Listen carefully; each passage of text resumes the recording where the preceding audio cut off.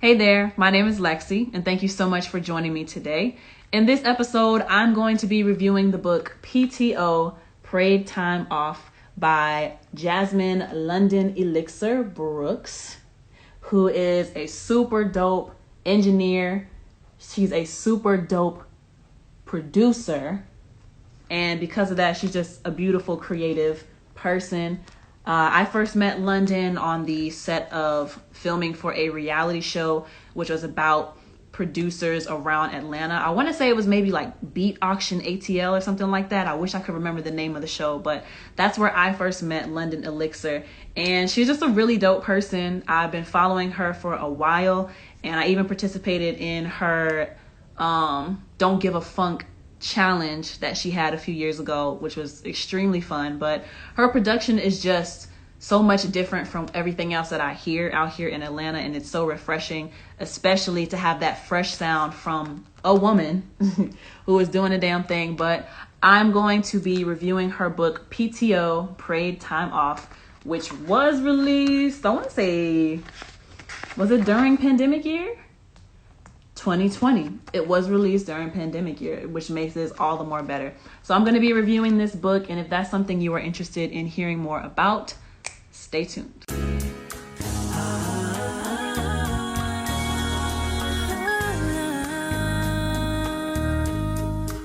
I actually read this book and finished reading it last year, but for some reason I just never got around to recording the video book review for this. I think at the time I had just got done finishing, man, it was a good year for reading. I had finished Etta James and Alicia Keys and Claudette King and John, gosh, I forget his name. It's an author that I'm not like personally tied to, but he interacted with me on one of my YouTube videos and said, hey, could you review my book? And I did. So I had just come off of reading those 4 books, and London Elixir had also dropped hers. So I thought, oh my God, I'm always looking for a way to support people that I personally know, especially because I know how difficult it is as a creative person, feeling like you don't have support. So anytime I can show support to my friends, to my associates, to people who I just think are dope, then that's what I'm gonna do. So London Elixir, she wrote this book and released it last year, and I had to cop it. Like, come on, it's only, how much is this book? It don't matter how much it was. You should support her too, especially if you know her. And come on. Anyway, but we're going to get into this book review. So this book is called PTO, Paid Time Off. It is a play on the acronym that most people know as paid time off with a traditional like 9-to-5 job, right? PTO, Paid Time Off from London Elixir. And as soon as you read that title, at least for me, of course, I'm thinking it's gonna relate in some way to the Word of God. It's gonna relate to God, and that's what I'm expecting from the book. And that is very much what you can expect from this as well. So if you are not someone who is a follower of Jesus Christ, the teachings of the Bible, then it might, hopefully it's not gonna be off-putting to you, but these are still really great references, really great points to keep in your own arsenal, your own repertoire of things that will inspire you and sayings, words that will encourage you. So really, whether you follow the religion or not, it's just a great book to follow. There are so many references that are meant to help you. It's really like a self-help book as well. But she gives personal examples of how she overcame certain things and how she navigated certain things in her journey to becoming, all-time producer, super producer, especially out here in Atlanta. So the book is a quick and easy read. You can see by the thickness of it, it's not a very big book.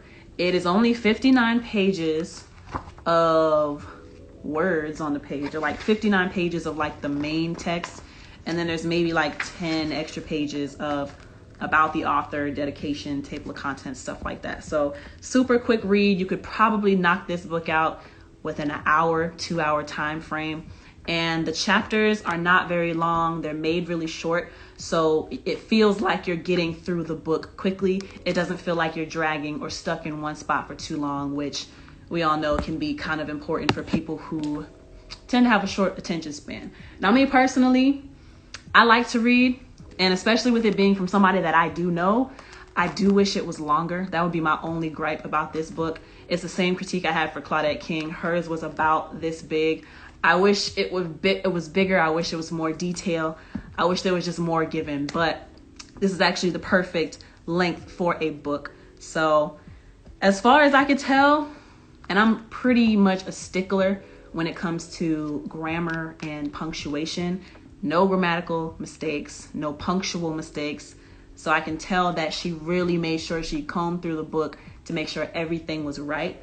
The format of the book, it's chapter and title or theme is introduced first, and then you're given a life reference, so her personal experience, and then you're given a scripture reference. So there are 9 lessons or 9 chapters in this book that she is giving to us.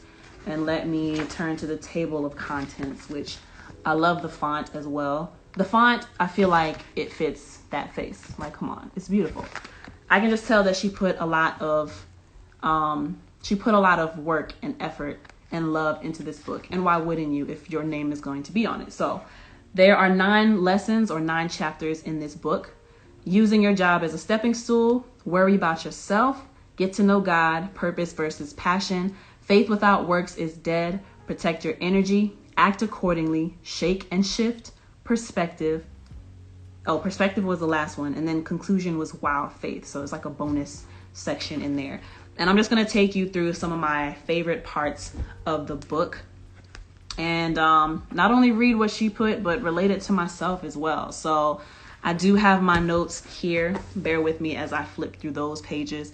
And for anyone who is watching, if you're not watching, but you're only listening, then you don't see what I have on. But for anyone who is watching, I'm about to have this Christmas sweater on for the rest of my videos for the rest of 2021. So y'all get buckled in. But let me see here. The first one is, I'm not even going to worry about chapters. We're just going to go off of the page numbers.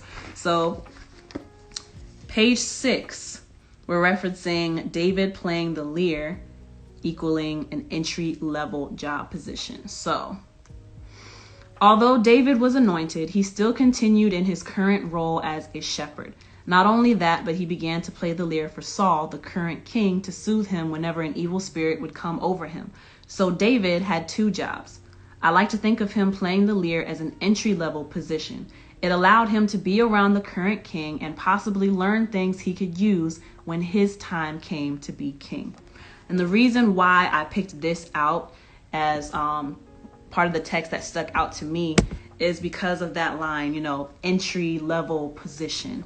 And it reminded me a lot of myself, where even though I may not have had jobs that seem to be directly tied to my passion, which is music, I always, no matter what job I was working in, I always tried to ask myself, what can I learn from this job to take for myself, whether it's just personal skills in life or if it's structural and system skills that I could put into place for my own business, for my own passion. So any job I've had, I always try to make sure that I'm thinking what I can learn. And I've had a good amount of jobs. So like fast food and restaurant jobs. Oftentimes, especially like fast food places, you kind of get stuck in doing a routine thing, but you realize that there is a structure for a reason. So like everything has already been mapped out at the fast food restaurant, right? So it doesn't seem like a fast food job would have anything to do with music. But when you look at how a franchise is set up, especially, you realize that there's a very clear foundation. There are very clear systems in place, very clear chains of command, very clear menu items and descriptions. And then across all those franchises, it's the same. So no matter where you go, you're getting the same standard, hopefully, of service, but especially the same standard of food service. So when I was working at Wendy's, for example, right? I guess I don't even really need to go into that example, but as far as the systems, it highlights the importance of knowing what you want to do and then outlining for yourself how you want them to be done, so that when you encounter people who want to book you for your services, for example, you always have a way of taking people through how they're going to experience your services. So that's what I took away from fast food and restaurant jobs that I've been in. I've worked at clothing stores, which again, all jobs that I've been to, there's already a system put into place that is basically like a groundwork for how you need to act every single time you interact with a guest, with a customer. So whether it was restaurants, whether it was a clothing store had the same system, but for me, that was a chance for me to kind of learn about fashion. If I wanted to relate that to music, I need to look good and be visually appealing, because the industry that I'm in is very visual. So that was my opportunity to learn about fashion. And then I started working in gyms, exercise places. And what that was teaching me was, first off, I started out working with kids, which that was teaching me patience. And then I upgraded, or, upgraded, promoted, I guess. I became a kickboxing instructor. And for that, other than having to stay fit and then having to write out workout programs, staying fit, obviously, to maintain that visual image of my body, if I'm relating it to music. And then also, I had to yell. I had to command a class. I had to hold people's attention. I had to keep people excited. I had to encourage people. I had to influence people's energy. And for me, I saw that as one of the best preps that I could get for being an artist, because when you look at artists like Beyonce, you have to be in tip-top athletic shape to be able to run around stage and dance and sing and control your air for about 2 hours. That's what she does.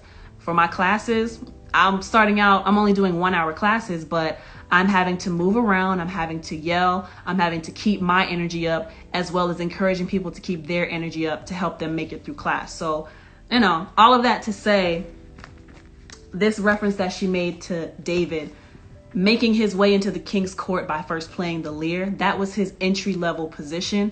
But just because it wasn't the position that he necessarily wanted to be in, it was a great way to learn how he may have to be for when he is in that position. And it's also a good reminder that we need to kind of stay humble when we're placed in certain situations. We need to stay humble so we can learn from those things. There might be some things in that position that you don't love. There may be things that you take away and you apply it to your own business, to your own passion, for how you take your clients through an experience of working with you. So I really love that reference that she made with David playing the lyre for the king until he eventually became a king for himself. The next reference that I wrote down is on page 25. This one is in chapter 4, Purpose versus Passion. So the first one was, the reference to David was chapter 1, which is using your job as a stepping stool. The next reference is chapter 4, Purpose versus Passion. And it reads, the part that I'm going to highlight for y'all. I can touch more people through music than I can at my IT job. I have more influence in a studio session than I do working from home for a medical insurance company. And this stuck out to me because when she said having influence. Now, a lot of people may feel a type of way about working a job that seemingly has nothing to do with their passion, which might be music, right? For the sake of this video, for London and for myself, we are in music, so that is what we are most passionate about. A lot of people tend to get discouraged, or they have bad attitudes when it comes to working in these jobs that seemingly have nothing to do with their passion. But you got to realize that you have to be learning at every level. And then when you get to the level that you want to be at, how are you conveying to people your influence? So she said, I can touch more people through music than I can at my IT job. I have more influence in a studio session than I do working from home for a medical insurance company. And I guess just really the word influence is what stuck out to me, because I'm always thinking about not only creating a positive experience for people who do decide to do business with me, but I also want to make sure that all of my interactions will be positive, so people are more likely to engage with me as an artist or come book me if we're doing business together. And as far as the influence aspect, every person that you touch, you have influence. Even if they're not working with you, every relationship that you have influence over those people. So it's really a powerful thing, especially in music. We have that power of influence because we're working so closely with people, and people are trusting us to help elevate their creativity or help elevate their sound, their quality. So that's another part that really stuck out to me. Next up is page 29, which is chapter 5, Faith Without Works is Dead. Did I outline one here? No, I did not outline a specific text, but basically this is reiterating my point of you have to do what you have to do until you can do what you want to do. So again, I mentioned earlier about people feeling like they're in one job and it's not contributing anything to, where they really want to be. So much to the point where they might catch an attitude, or they just may not really be paying attention to how their current position can be beneficial to that higher position that they seek to be in someday, right? So do what you have to do until you can do what you want to do. A lot of people forget that even though you may not like that job, it is funding, or it has the potential to fund your passion. So why wouldn't you want to make sure that you're kind of like locking in something that is going to fund your passion? Not only is it providing for you, at the very least, you can think of it as this job is allowing for me to provide for myself so that I can so I won't have to worry about where I'm laying my head down at night, but also so I can have maybe some play money to invest into the things that I'm really passionate about. So I always tell people, even if you can't get where you feel like you should be, you need to be okay with starting somewhere, because you have to always keep an open mind. You always have to be learning. You always have to be figuring out, what can I learn from this and how can I apply it to future situations? So do what you can do until you can do what you want to do. That applies for the jobs that you have.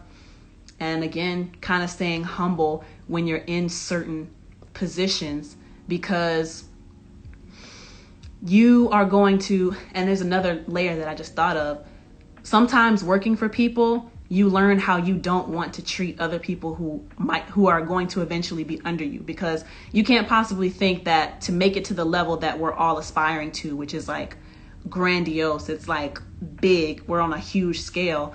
Nobody wants to work for someone who is that, do I want to curse on this? No one wants to work for that boss who is the shitty manager. And just think about how you may have felt when you were working a job that you didn't like. Think about why you didn't like that job. It's not because the job itself was hard. It's not because the job, you didn't like the work you were doing. It may not have been what, you were passionate about, but it's not like you didn't like the work. It was most likely the people you were around. So always keep an open mind. And for peace, for me especially, it kept me sane, and it kept me in a positive mindset, so that I always had positive influences on the people who worked with me. So that's another portion of it. Always think about what you can be learning when you are in these positions that you may not want to be in, but you have to humble yourself and observe every aspect of it, because these are going to be things that are going to shape how you treat people when you get on that level. You want to make sure that every person in every facet of your life is going to have a positive experience with you, or majority positive, because sometimes people will mess up, and you just can't help people not liking you sometimes. But in general, the message is do what you can until you can do what you want to do, and then make sure you are learning at every stage. So before I go into a long drawn out speech, because I'm not trying to make this video too long, let's move on to the next session. But as you can see, the words in this book that London wrote, it's really inspirational to me, and everything that she wrote, I can relate to myself. So let's move on to the next one. I got two more examples. We're going to jump to page 45. 45, guys. Okay. This one is chapter 8, Shake and Shift. Being uncomfortable. This is about being uncomfortable and having to move. So she writes, it became obvious that my affiliation with this studio no longer aligned with my personal goals. Things were shaky, so I had to shift. That's the name of the chapter. Looking back, this was one of the greatest decisions I made in 2019. After leaving that studio, I was able to put all of my energy into myself instead of volunteering for them. It's not a coincidence that God told me to quit my job almost 3 months later. The point is, when things start to become insufferable, it may be a sign that you are getting closer to achieving your goals. Be ready to start shifting some things around. God may be trying to get you to remove things from your life that are not conducive to your end goal. A situation becoming uncomfortable creates a sense of urgency for change. Let's let that seep in a little bit. A situation becoming uncomfortable creates a sense of urgency for change. God may be trying to get you to remove things from your life that are not conducive to your end goal. So as far as continuing with the whole conversation of, I feel like I should have this on display right here. As far as continuing with the whole conversation of, jobs, and you may be in a position where you feel like you deserve to be on a higher level. Sometimes you're going to get to a point where, not sometimes, inevitably, and I'm going to definitely speak from my experience with jobs as well. I'm a very positive person, and I'm always looking for the positive in a situation. That being said, as I mentioned earlier, I'm always looking for what I can learn in whatever situation I'm in. It's going to get to a point where you don't have anything more to learn. It's like not possible for you to squeeze any more information out, and it's time for you to move on. But what happens with some of us, and what's definitely happened with me, is I have stayed in certain jobs, I've stayed in certain positions, I've stayed in certain relationships that ran their course. And I should have had the courage or maybe the discernment to get out of those things a lot sooner than I did. But I wasn't budging. So God started making things mad uncomfortable, or things at the job just started becoming mad uncomfortable because it was time to move. There are going to be signs in your life where things around you, God is telling you that it's time to shift. So one example for me would be when I was working in restaurants and things are becoming shaky. I think I was working at Outback Steakhouse. Yeah, I don't know if I should be mentioning names or not, but whatever. We already started mentioning names, so we're gonna keep on with it. I worked at Outback Steakhouse as a server, and that is one of the hardest jobs ever, being a server. If you've never been a server, then I would say try it for at least 6 months and see if you don't treat people better when it comes to the wait staff at these restaurants. But I was uncomfortable at that place because I had been there for, I think, 2 years and definitely learned everything I needed to learn. I knew the menu backwards and forwards, but I was no longer making the money that I needed to make. And it was becoming uncomfortable for me because I was sacrificing things like kind of like going through planned fasts because I didn't have enough money for food. I was sacrificing on a lot of luxuries so that I could have enough money to pay my bills, and still coming up short to the point where I just have to throw it on my credit card anyway. And I realized, like, I can't stay at this level anymore. I need to go to a restaurant that is higher than this level. So I ended up going to J. Alexander's, and that was more money. But with that elevation, I didn't like the people who worked there necessarily. The managers were not nice. And I was there for a year until things became very uncomfortable. I hadn't seen my family, particularly my dad, in over a year and a half. And the holiday season was coming up. My first year working there, I worked all of the holidays, so I didn't see anybody.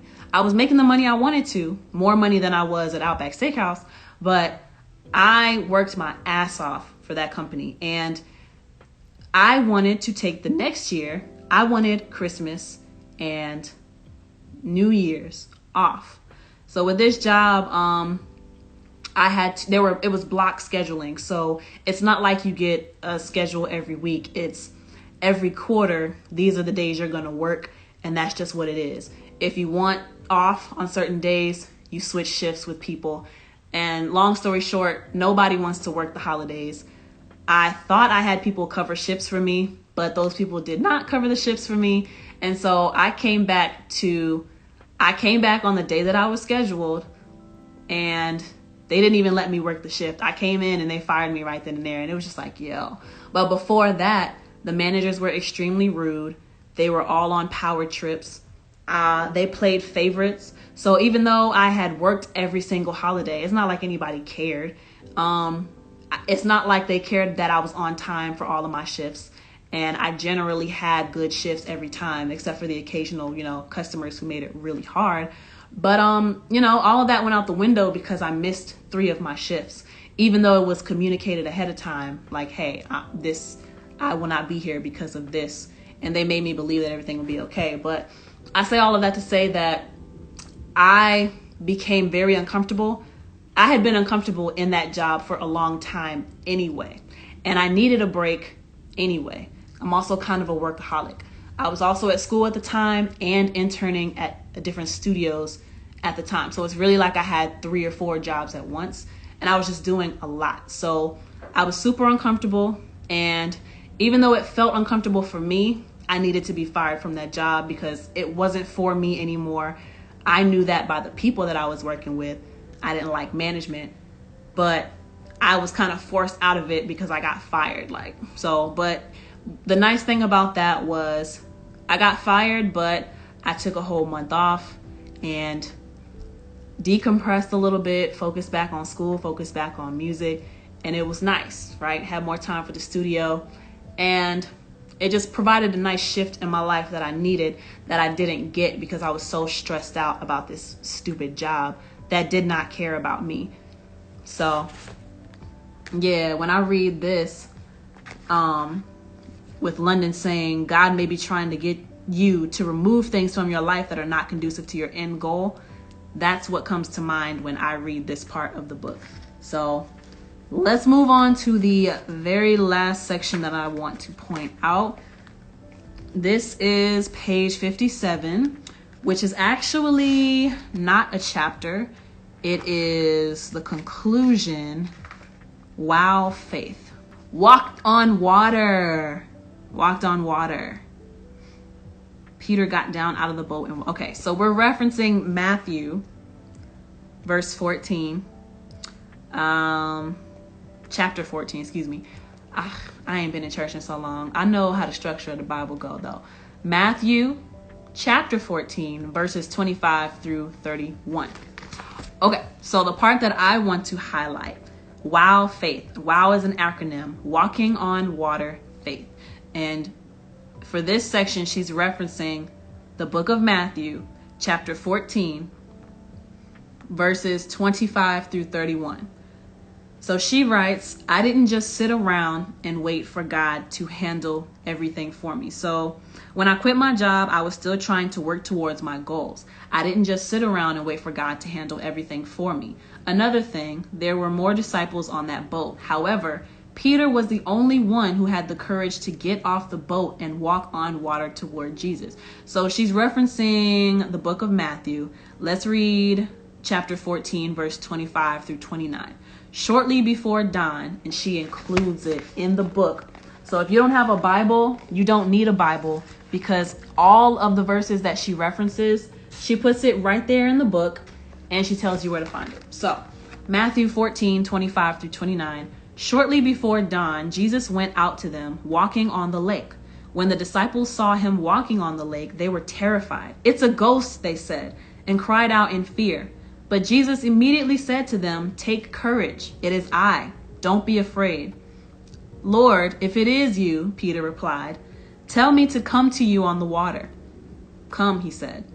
Then Peter got down out of the boat and walked on the water and came toward Jesus. And this is where London picks back up. Peter was the only one of all the disciples. Peter was the only one who had the courage to get off the boat and walk on water toward Jesus. Remember what I was saying earlier in the book about protecting your energy? Everyone is not going to have the same faith as you. Sometimes you will have to take a leap of faith on your own. You may be the only person willing to get off the boat, and that's okay, as long as you are led by the Lord. Peter was worried about himself. He did not allow the fact that no one else got off the boat to deter him from doing it. He had faith and he acted accordingly. And thank you, Real Eyes, for letting me know I'm doing a good job anyways.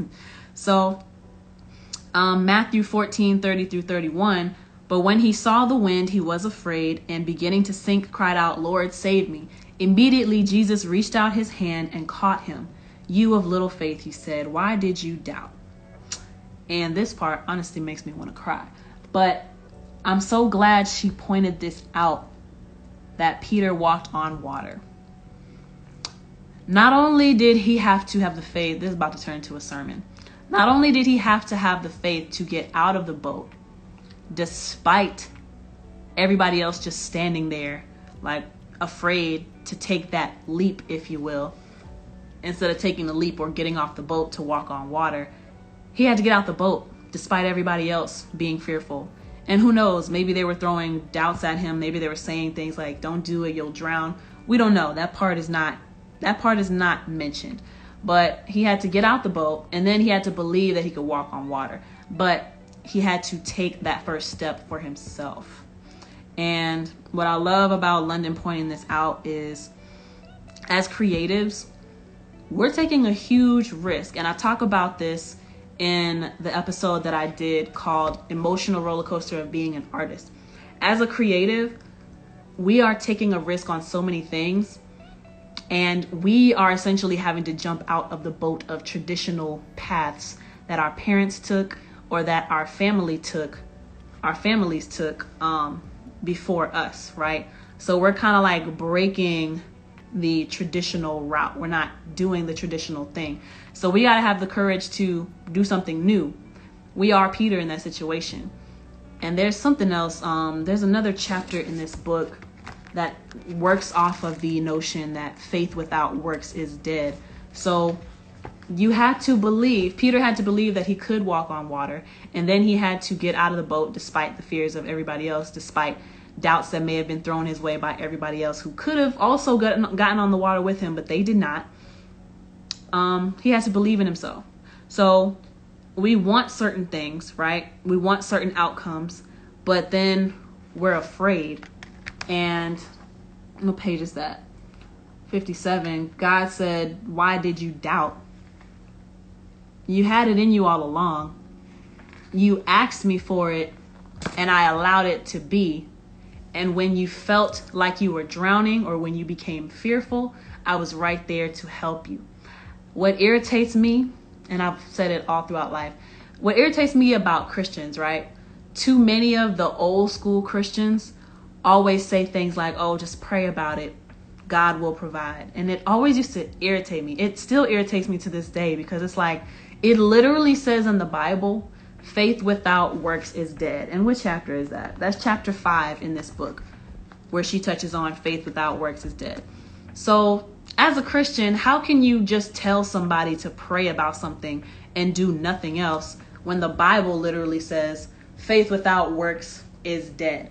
You have to take that leap. You have to believe that you can. And even if you start to falter in some areas, you have to believe that God is going to be right there to help you.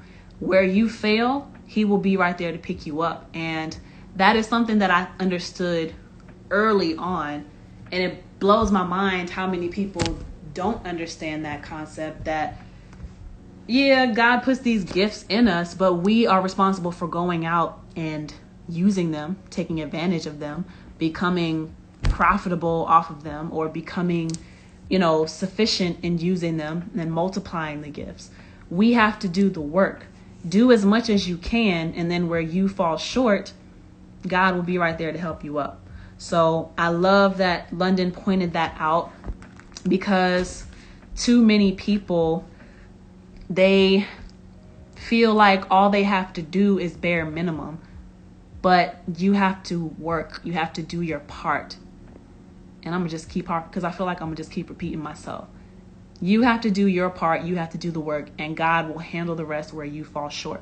So oftentimes we don't feel like we get support as creatives from family, from friends. We don't get support from people that we know, but we still have to kind of break away from the rest of the crowd and go on our own journey and go in the way that we think we should and work towards what we say we want. And that's really it. Trust it. Trust in yourself. And then trust that when you are tired, when you do fall short, somehow God's going to make a way. I have plenty of examples of when it's happened for me. So, yeah. And I lied. That was not the last thing. Oh, wait. Luis Baega says, you are a very gorgeous woman. Greetings from Puerto Rico. Hello. Thank you. He says, I love your songs. Oh, that's so dope. Thank you very much. Sorry. So to get back into the review, that was not the last thing I wanted to share. As I was reading through the book, at the bottom of every single page, and I'm not really going to zoom in, but you can see at the bottom of every page, there's like a text or something, right? So you look at the bottom of the page and it says James 1:12. If you don't have a Bible, you can look it up on the internet. I do have a Bible, thanks to Mr. and Mrs. Jackson at Mount Zion in Roswell. If we go to James 1:12, it says, blessed is the man who endures temptation, for when he has been approved, he will receive the crown of life, which the Lord has promised to those who love him. Blessed is the man who endures temptation, for when he has been approved, he will receive the crown of life, which the Lord has promised to those who love him. What I take away from this verse when I read it, blessed are the people who continue to fight. Blessed are the people who continue to endure. Blessed are the people who continue to do right, despite how seemingly easier it would be to do wrong. And I had a conversation with someone the other day. It is so much easier to do wrong. It's actually really hard to be a good person. It's actually way harder to do the right thing, because we have to keep ourselves in check and we have to keep our egos in check. But what this says to me, blessed is the man who endures temptation. Blessed are those who day by day, we put in the work, we make those daily deposits, we do what we can, as much as we can, to the best of our abilities. But then, we keep enduring, like we keep moving forward. Even though we might run into hardships, even though we might run into doubts, we might run into self-doubt, or we might run into doubt outside of ourselves through haters or through family members who have never gone the path that we've gone, right? We still continue to endure. And it says, he will receive the crown of life, which the Lord has promised to those who love him. So as long as you just keep doing what you're supposed to do and you are putting in the work, then you'll be fine. You'll be blessed. You will get what you worked for. Now, the timeline of that's uncertain. None of us knows the timeline of that, which can be really frustrating. But I love that London included that. Like I said, at the bottom of every page, it got me really curious. I don't even think she put it in the book, because maybe that's just something that she wanted us to look out for on our own. But yeah, I think she wanted us to ponder that, because she doesn't have that scripture anywhere else in the book. She just mentions it. But it's just another reminder to keep going. And sometimes it gets really annoying to hear people say all the time, oh, keep going, keep going. But really, it is that simple. All you got to do is keep going. All you got to do is keep moving. All you got to do is keep putting points up every day, daily deposits, and you'll be just fine. So thank y'all so much for listening to this live book review. For those of you who are listening live, thank you so much for listening in on this book review for the book Paid Time Off, PTO, Paid Time Off by Jasmine London Elixir Brooks. Here is what the book looks like. For those who will be watching, I will also have images of the book on either side of me. But thank you so much for tuning into this live book review of PTO, Paid Time Off by Jasmine London Elixir Brooks, who I met years ago. She's a super dope producer out here in Atlanta, and engineer and executive producer, because she does entire projects, y'all. Like, there's no other producer I've seen. I'm sure they're doing it, but all the other producers I follow, people say they want to put together like beat tapes. She's actually done it, you know? She recruits artists to get on her mixtapes, and it just keeps growing every year. I'm on her newsletter. I got her book because I just really wanted to support, again, like I said, any way that I can support people, because I know how tough it is to feel like you don't have support. That's what I'm going to do. So I'm really grateful that I read this book. And since I'm reviewing it, I'll probably reread it again, because like I said earlier in the video, I actually read this book last year. I just never got around to doing the book review. And this turned out to be quite a lengthy video, but there were so many good points that needed to be pointed out. So definitely let me know what you thought about this live book review. Tell me in the comments sections down below what you thought about it. I will also leave the link to this book to where you can purchase it down below in the description as well. So make sure you also support London by getting this. And even if it's not about the support factor, make sure you're going because there's legitimately some great lessons in here and some great advice that will help you on your own journey, especially if you are a creative. So I just wanted to give that book review of this. I hope y'all enjoyed it. If you are listening on Spotify, Apple Podcasts, or anywhere else that a podcast is, please make sure that you follow my podcast. Make sure that you leave me a 5-star review. So that is one way you can show me support on those platforms. If you are watching this on YouTube or Patreon, make sure you give me a thumbs up. Make sure you are subscribed. Make sure you become a patron of mine if you like this content and you want to see more of it by going to patreon.com/LexCATL, patreon.com/LexCATL. And for $5 a month, support me on this journey to creating more content like this, but also bringing you good vibes and good music. I will have that link down below, as well as links to my music and things of that nature. But again, this was a live book review for PTO, Paid Time Off by Jasmine London Elixir Brooks. Thank you all so much for tuning in. My name is LexC. Until next time, peace.